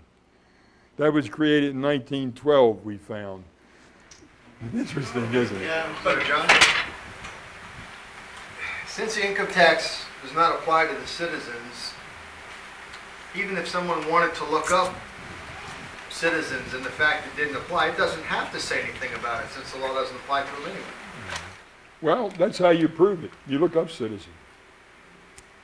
You look up the word citizen in the index, but what you have to do is you have to go to the annotated code. You know what the annotated code is? Anybody know what the annotated code is? Anybody who doesn't know what the annotated code is? All right. You have the code and you have the annotated. All the annotated code means after each code section, they annotate all the case law regarding that code section. So they'll give you all the cites of all the cases that involve that code section. Everybody understand that? All right, so that's the annotated code. In other words, I showed you a copy of Internal Revenue Code. It's about that thick. The annotated Internal Revenue Code is it takes up the shelves because they insert all the case law for each code section. If you go to the index of the annotated code and look up citizen, and then when you look up citizen, it'll give you all the law and all the 50 titles relating to citizen. And then you follow it, the citizen, you go down to a title of income tax. And it takes you all the different code sections, and you'll find it's all foreign. All right? Then if you go to income tax, and then look up citizen in the reverse, and look up foreign earning, everything, it just keeps proving itself back and forth. It'll show you it's a foreign tax. So if you want to prove it, just go to the index of the annotated code. All right, now we're leaving subtitle A and we're going into subtitle C. Remember we were talking about that no one who has never left the states of the Union, lived and worked in the state of the Union all his life, never paid an income tax. Well, that's where we are now. All right, to understand this, we're going to go back to Internal Revenue Code and look at all the subtitles. All right, the subtitle A is income tax, right? And we find it in chapters 1 to 6. Now, we just saw in chapters 1 to 6 that it's a foreign tax. We just researched that and we found out that the income tax is on the income of United States citizens, resident aliens in foreign countries, and foreigners here in the United States under treaties, right? Okay, it starts at section 1 and goes on. Then we have the state and gift tax is subtitle B, and that's chapters 11 to 13. Then we have employment taxes, which is subtitle C, chapters 21 through 25, where we're going now. But nobody can understand the code unless they understand the division of the subtitles. Most people that I've read their work have not divided into subtitles. And here they're trying to explain income taxes by relating them to sections within subtitle E. I mean, you cannot do that. A dog is not a cat and vice versa, and birds are not rats. The same right here. These taxes are all autonomous. You cannot mix and match these subtitles. Everybody understand that? If you're looking at miscellaneous excise, you go to D and you find it 31 through 47. That's where you find those chapters, 41, 42, 43, and 44, right? Alcohol, tobacco, and certain excise taxes is subtitle E, chapters 51 through 54. That's where you find all those taxes. Nowhere else do you find them. You do not find income tax anywhere but what? Chapters 1 to 6. That's where you find income tax. But now we're going to go to employment taxes, which are chapters 21 through 25. In order to go there, we're going to have to define all the legal terms, right? For employment taxes. Where do we find the legal terms for employment taxes? Anybody know? Subtitle 6? Yeah. All of them. No? Where do we find the legal terms for employment taxes? Title 20. Title 20. What's Title 20? Education. So that makes sense. Right. Why do you think they're in Title 20, education? Why aren't they in subtitle C or subtitle F of 26? I mean, that's the logical place for them, wouldn't you think? Huh? I would think so. I think I would have them in the title where the tax is used. But here we have the regs for Title 20. See it? Code of Federal Regulations, Title 20, and we're in section 404.1001. And here we come down and we find out that subpart K, employment, wages, self-employment, and self-employment income. Okay? Introduction. In general, your Social Security benefits are based on your earnings that are on your records. I'm sorry. So we find out, we have an inkling that it has something to do with Social Security, right? Well, let's go over here. Same section, 1003, we find employment. What does the word employment mean? Employment means, generally, any service covered by Social Security, performed by an employee for his or her employer. Right? So what is employment? If you have a Social Security number, then you're employed. If you have a Social Security number, that means you're what? You're an employee. Well, you're going to be an employee without a Social Security number, right? No, but I'm just saying, under this title, you would be considered an employee. They leave a word off, which right here, see? What work is covered as employment? And it goes on down, but what we want is a definition of an employee. Who is an employee?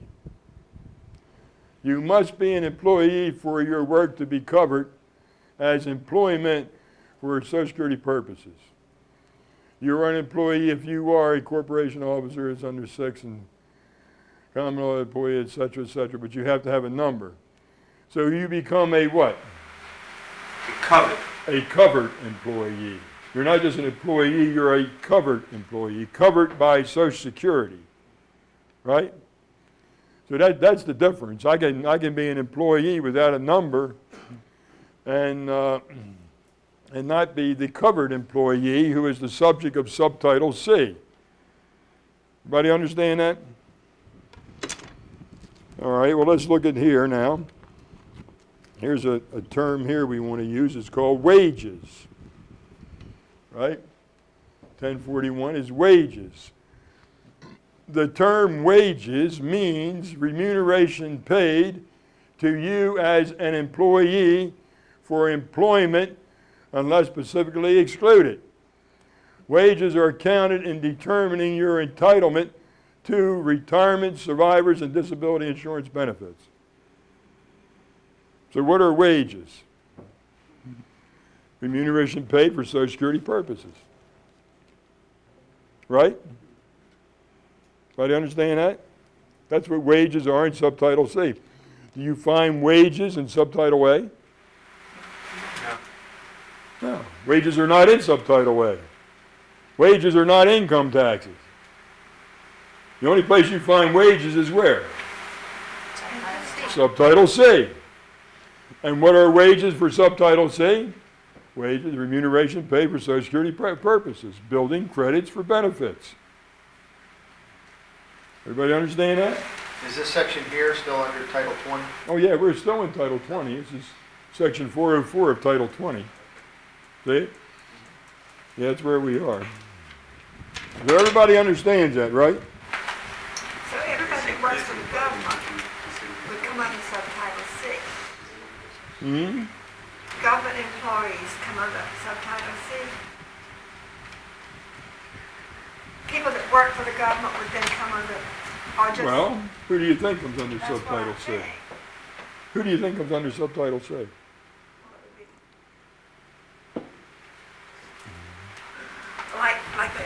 Like Reno not paying her maid Social Security, would that be one? Well, in order for Reno to pay her maid Social Security,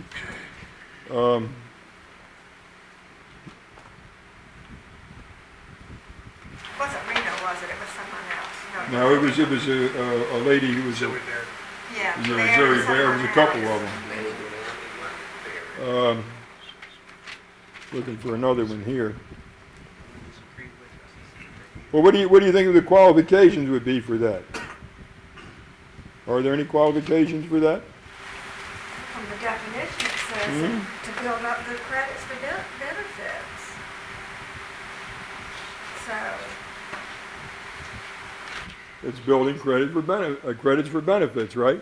and don't they So- do that in the government? so- Isn't that what they sit back then? Is it a requirement to have a Social Security number? No, How do you know that? because you've been teaching. Because I said so, huh? Well, how do you know there's no requirement to have a Social Security number? Because it doesn't have an OMB number on it. No, Look up the law. there's no law from from last time. Well, what is the law? Social Security number for taxes. If you want, You know, what is the law that says that there's no requirement to have a Social Security number? Where do you find that law that says there's no requirement to have a Social Security number? Would that be in that crops here? employment, no. Well, PS5, doesn't it say that it's voluntary, Yeah. the application? Yeah, we didn't get to that yet. It says here it's voluntarily used. The SS5 is. But where's the law? Since it's a benefit, you can't be compelled to take a benefit. That's right. You can't be compelled to take a benefit. See, all right. So there is no requirement. Is there a requirement to get an EIN number if you're an employer? If you employ people, is there a requirement to get an employer identification number? No. If you got foreigners, if you got non-resident aliens. No. No? No. That's a withholding agent. Is an employer a withholding agent? Okay. Oh, no, I'm glad you brought that up. Is an employer or withholding agent? No. No. An employer withholds employment taxes, and a withholding agent withholds income taxes, and never the twain shall meet. A withholding agent operates in subtitle A, an employer withholds in subtitle C. The big difference between the two. An employer has to have an EIN number. Why is that? Why does an employer have to have an EIN number in subtitle C? Like Social Security. The staff That wants to be gives them covered by jurisdiction. Social Security. Well, why would he have to have the number? I mean, that is a good question. Why would someone have to, if you're an employer, why would you have to have the number to operate with inside subtitle C? We have to have a method You have to volunteer. Well, you have to volunteer. Well, that's correct. You make an application, so you're volunteering. It's not assigned to you. That's shown by the law requiring numbers. What law requires a Social Security number? Title 42, Section 405, C, B, 2, I, double I. Okay? That's the law. What does I say? What does B2 say? The secretary shall have the requirement to issue identification numbers to I, every alien entering the country. A number is issued to an alien. To I, an applicant for a Social Security number. Everybody understand that? It's issued to an applicant for a Social Security number. Okay? Now we understand that? There is no law requiring anyone to get an EIN number. Doesn't exist. So why is an EIN number needed for an employer to participate with employment taxes in subtitle C? Account number. Well, it's an account number. Well, why is it needed for him to do that? Let's say I don't have one. Let's say I don't make an application for one. Can I participate in subtitle C? No, I'm not authorized.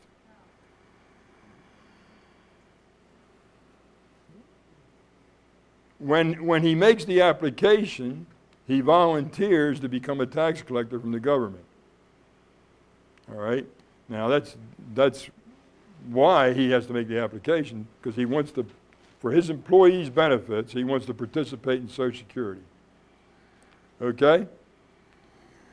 So, if there is no law requiring this, then there must not be any law authorizing him to withhold or requiring him to withhold. There's one authorizing him to withhold, I'm sorry, there's no law requiring him to withhold. So he has to apply for the number because absent of a law requiring, such as a withholding agent, there's a law requiring him to act. In fact, the law makes him a withholding agent. Is that correct? It makes him a withholding agent. He doesn't volunteer to become one. The law makes him one. Remember we went through a scenario that the story where I bought a house from Ronald Stringer, the guy pointing this thing at me. All right, I bought a house from Ronald. And Ronald is an Englishman living up on the Scottish border, right? And he's living in Scotland. He's not living in Annapolis. He's living in Scotland. And I bought the house from him, and I paid him without withholding any money from him. Did I commit a crime? That's right. By my buying that house from him, and having a contract to pay him, I become a withholding agent under the law. And I'm required to withhold 30% of that and give it to the IRS and report it. I didn't do an application to qualify for that. The law required it of me or of any citizen.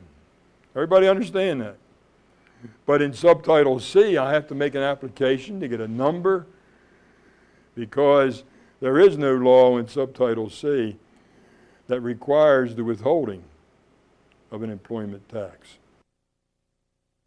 In this tape, we learned that the legal provisions for filing substitute returns in Section 6020B are limited, and that because of this, the authority to file a substitute return does not extend to 1040s. Of course, as we previously explained, IRS employees do not necessarily obey the law, and despite the absence of legal authority, IRS employees fake the execution of 1040s for people who do not file. We also examined how they subvert this law and showed that, to do so, IRS agents ignore proper procedure and misuse forms and other documents in a manner that is not consistent with their intended purpose. This practice not only thwarts due process, but it damages a host of safeguards that would otherwise contain the IRS within the law. Nevertheless, it is important to realize that the IRS can be contained within the law, and that the key to exposing this practice and ending it once and for all is public awareness. This awareness must include not only a knowledge of the law, but knowledge of the methods used by the IRS to subvert the law, as well as a willingness to hold the IRS within the law. The acquisition of the fraudulent documents is one of the steps that is necessary to build a case against the IRS. Since it is crucial to case development, we detailed the methods by which the IRS records such process. We explained, for example, that when a document is executed, it is entered into a computerized system of records, which is designed to adhere strictly to the provisions of the law and implement proper procedures.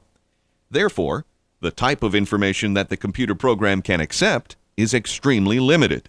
Specifically, the program restricts such input to information on businesses that have an obligation to file the employment, excise, or partnership returns that we previously mentioned, and sometimes returns for individuals living and working outside the 50 states, or individuals with international obligations under tax treaties.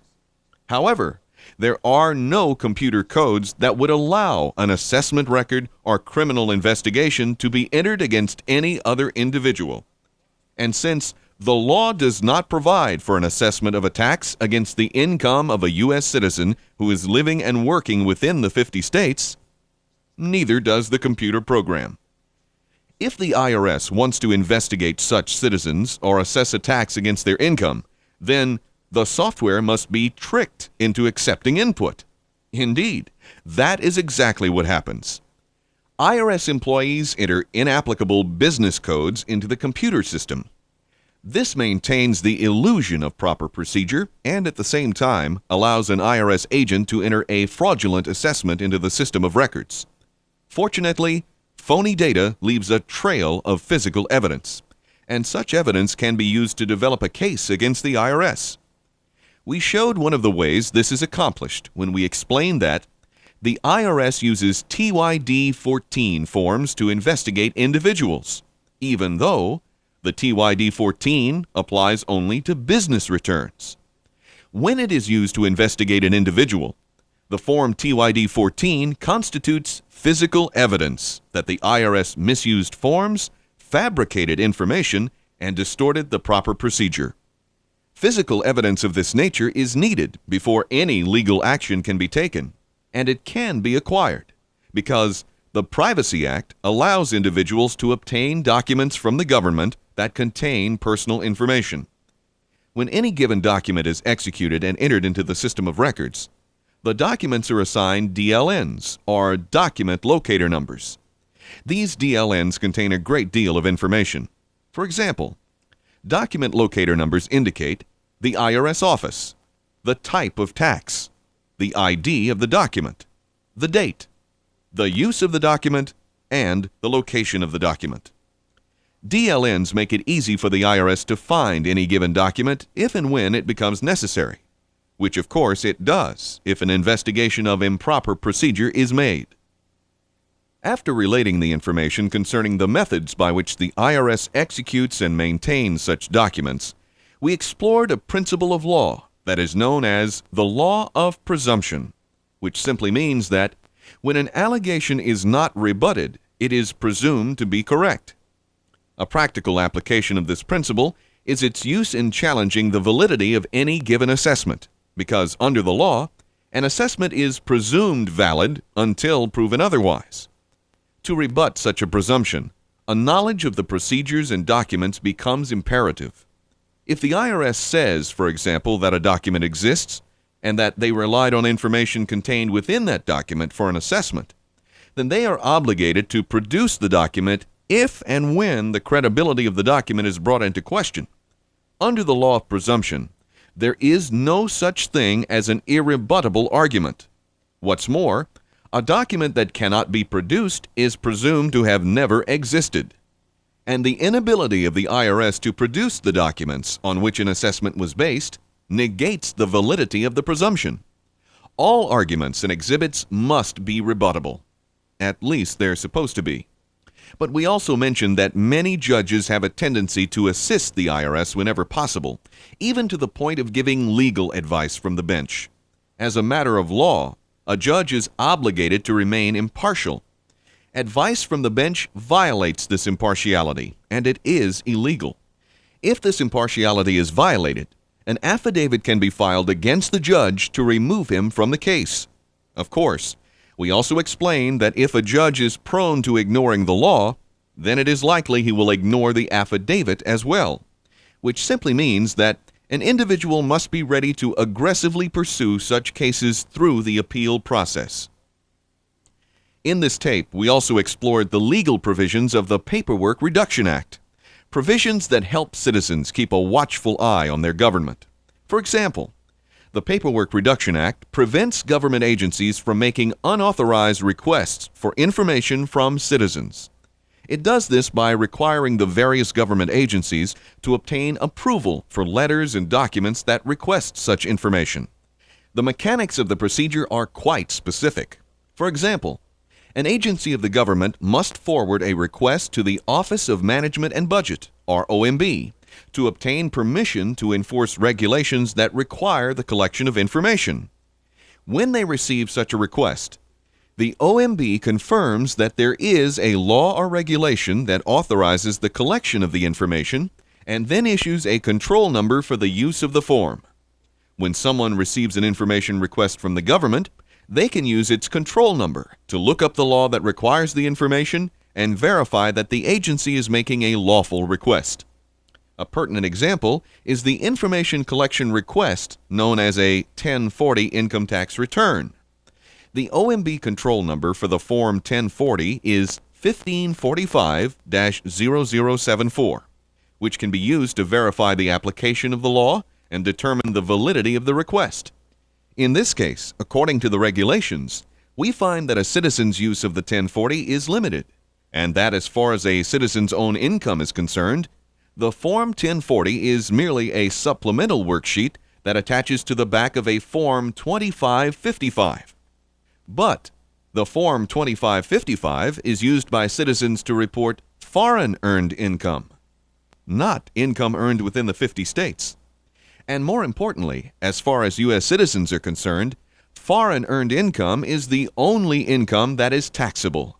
That's why, according to Part 602 of the regulations, the Form 2555 is the only return that would actually be required to report the income of a U.S. citizen. And even this requirement is limited because the income tax that is imposed on the foreign earned income of U.S. citizens stems from tax treaties with foreign countries. And not all countries have tax treaties with the United States. Therefore, not all income earned in foreign countries is subject to such requirements. However, as we mentioned before, the income tax laws are often confused with the employment tax laws. These employment tax laws are also limited in application. To understand these limitations and the extent of any legal obligations, we took a more detailed look at the connection between employment taxes and income taxes, starting with a basic tutorial into the structure and application of the tax laws. We explained, for example, that there are 10 subtitles within the Internal Revenue Code, and that there are 5 categories of taxation within the 10 subtitles. We also pointed out that the tax on income, or income tax, is in Subtitle A, while the tax on wages, or employment tax, is in Subtitle C. Specifically, the provisions for administering income taxes are found in Chapters 1 through 6, and the provisions for administering employment taxes are found in Chapters 21 through 25. We also explained that, contrary to popular belief, they have little whatsoever to do with one another. For example, the taxpayer who pays the income tax is the withholding agent, while the taxpayer who pays the employment tax is the employer. The obligations and the legal requirements for each of these taxpayers is quite different, and there's a great deal of misunderstanding even among legal professionals as to how these laws are applied. To clarify the difference, we began a more thorough analysis of the employment taxes and explained that wages and income are inherently different. For example, a wage is something that is received in return for labor, while income is something that is received as a result of a capital investment, like dividends, rents, or interest, etc. But the most important distinction is that for the purpose of administering these provisions, the term wages is defined by the law and limited to employees who voluntarily submit a W-4 to allow withholding and bill credits toward Social Security benefits. These particular employees are also defined by law. An employee with a Social Security number who submits a W-4 is called a covered employee, as opposed to an employee, and the wages of covered employees can be subject to the employment tax in Subtitle C. But the reverse is also true, because employees who do not have Social Security numbers, who have not submitted W-4s, are not covered employees, and the earnings of non-covered employees are not subject to the tax. In fact, no law actually requires the withholding of employment taxes, because employers are not required to apply for an employer identification number to become the employers who are defined by the law and obligated to withhold, unless, of course, they want to voluntarily participate for the benefit of their participating employees. This information is becoming more widely known, which may explain why there is now a great deal of pressure to abolish the income tax. The reason for this should be self-evident. The IRS cannot continue to misapply the law when the people are willing to assert their rights. Furthermore, an increasing number of Americans are becoming informed. Many are coming to the conclusion that we must return to limited government, a government that is free from the unconstitutional burden of redistributing wealth and free also from the corruption that accompanies it. We expanded on this theme and showed just how far this corruption has gone by revealing that during the course of rewriting the text of various laws, legislative attorneys sometimes eliminate the footnotes. When they do, references to original source law are often omitted. Of course, this prevents researchers from determining the extent of any limitations that were part of the original intent of the law. And when this happens, it is easier to promote a private agenda that allows for the misapplication of law. In turn, the misapplication of the law provides the momentum that is necessary to conveniently bypass constitutional protections. This practice has been effectively used to create a socialist system within the legal framework of a constitutional republic, even though the two concepts are mutually incompatible. It is a marriage that has definitely not been made in heaven, and one that is entirely dependent upon the ignorance of people who want something for nothing.